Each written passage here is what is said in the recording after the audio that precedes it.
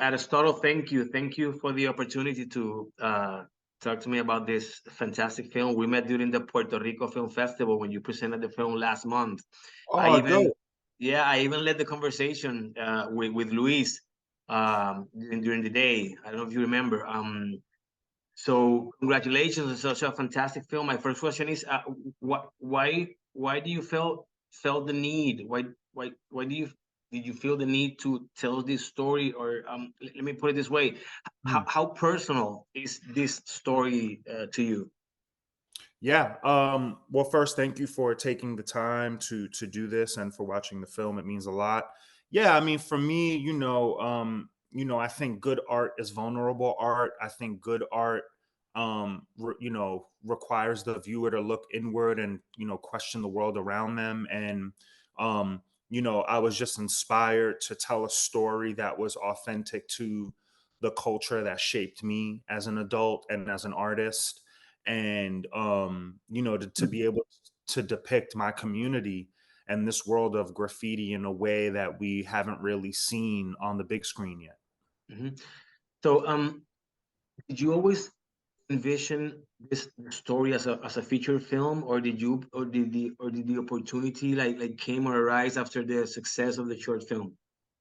Yeah, so I made a short in 2017, and my objective at the time was to turn it into a play. um, a big life goal of mine is to make Broadway more accessible to inner city youth. And not only getting them in the door, but making sure they feel comfortable once they're in there. And that was really where my heart was. And then, through the grace of a higher power, Sundance reached out to me and really believed in me and believed in the story more so than myself, and greatly encouraged me to develop this short into a feature. Excellent. I was well. I shouldn't be impressed, but let's say that Luis did an awesome job as an actor in this beautiful film. But he's also a producer. So how did Luis become part of the project? First as a producer and then as an actor, or vice versa? How was? He was an actor first, so he was one of the first. He was the first actor to attach himself to the film. Okay. Um, and this was before COVID. We were supposed to shoot this movie in March of 2020, and then obviously COVID changed that schedule dramatically. And then through COVID, one of our financiers went bankrupt, and we lost half of our funding. And Louis, not only an amazing artist, but an amazing human being and Mhm. person, um, found the money to keep us on schedule. So through him doing that, he ended up taking on the role of a producer. And he's not only been a dream collaborator in terms of his acting ability, but him and his son Sami have been great producing partners. Excellent. During the presentation at the festival, you talked about the importance of urban art, graffiti specifically in this film you were talking about a minute earlier. You even introduced an artist from Aguadilla. Tell me a little bit about how this became such an important aspect or part of this film. Sure. Well, yeah, I mean, by no means is this a graffiti movie per se. Hmm. But we do explore the nuances of the subculture that is graffiti. And I mean, obviously there have been movies that have shown graffiti, that have used graffiti as a tool, Hmm. but at least from my knowledge, there's not many movies, if any, that explore kind of the nuances and the hierarchy of this subculture. So that felt like just a huge responsibility to me.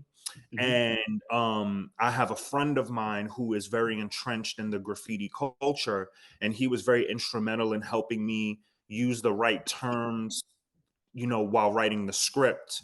And then when it came time to actually getting the art made and done for the movie, I was able to meet another artist through my friend Dread named 2SA, who's an Okay. actual prophet in the graffiti community, like the highest honor you can receive.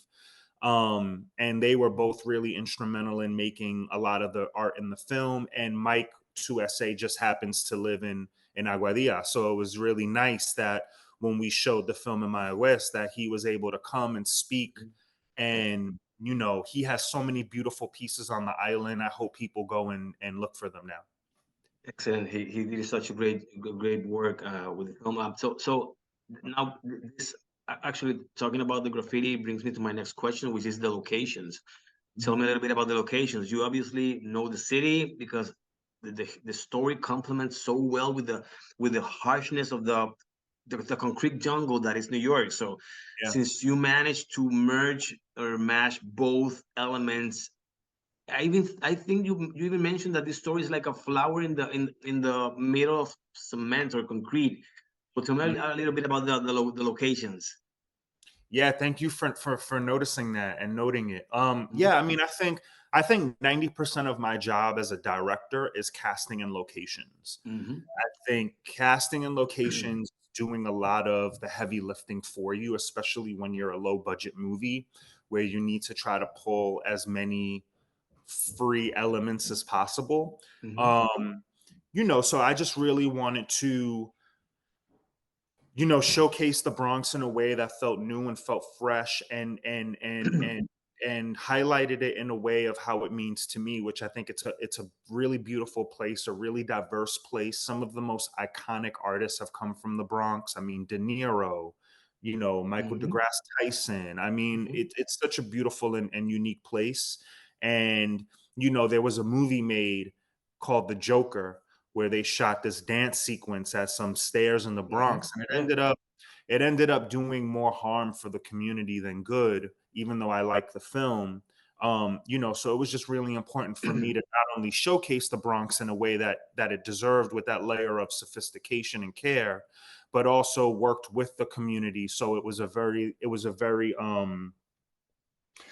a very collaborative, unison thing. They embraced us, we embraced them, and thankfully that showed on the screen. Yeah, it showed perfectly and beautifully. So we're mentioning the casting, the character of Luis, which by the way is one of his best interpretations. He seems so comfortable in the character's skin.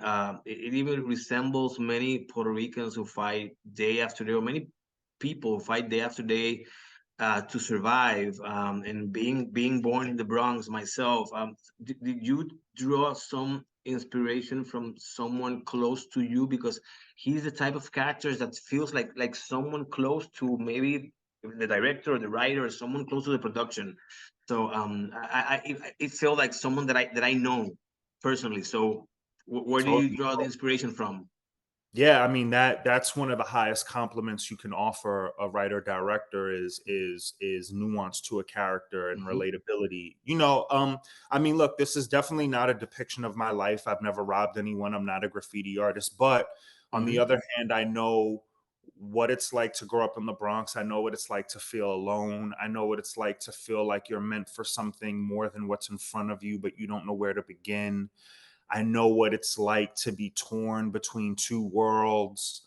So it was just taking those personal experiences and kind of reinventing them in a way that felt true to my experience, but also could be something fresh for the audience. So it means a lot that you notice that. Tell me a little bit about the chemistry. Asante specifically, his performance was sublime.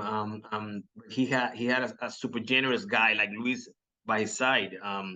Eh, Everything can go off rails if the chemistry is not there. And this is a Sure. movie about the chemistry of these two beautiful characters. So how were those conversations with your leads like, or what did you do offset to strengthen that relationship that projects so genuinely on screen?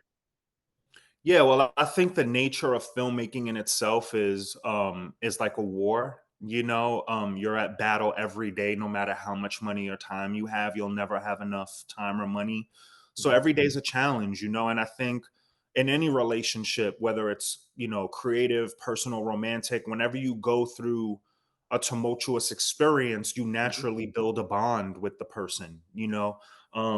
So thankfully, my production, they were really generous enough to carve out a lot of time for us to rehearse, and not necessarily rehearse, you know, being even in the same room. A lot of it was done over Zoom, and it's not even necessarily rehearsing the scene, but just talking about the scene, doing as much discovery and exploration as we could before the day, because the nature of indie film is you don't have a lot of time to explore and discover. You have to really get the scene done in a short amount of time. Um, so the chemistry was built through a lot of conversation, a lot of challenging beats in the script. And then once we were actually all on location with each other, it was like almost like a little bit of that rapport was established. And then we were able to just build upon that. Excellent. I think my time is up.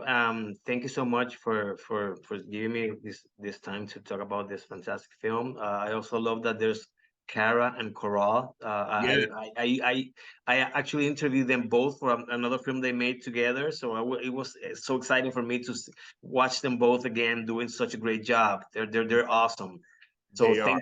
thank you for that, and I hope that this film gets a lot of exposure, and excellent distribution. That I know that it was also another problem or issue or situation that we're having with the film. So in Puerto Rico, it starts soon, so it Yeah. opens soon. So thank you again for your time. Gracias, un abrazo desde Puerto Rico. Así que te vaya súper con esta película y con todos los proyectos que tengas. Un abrazote.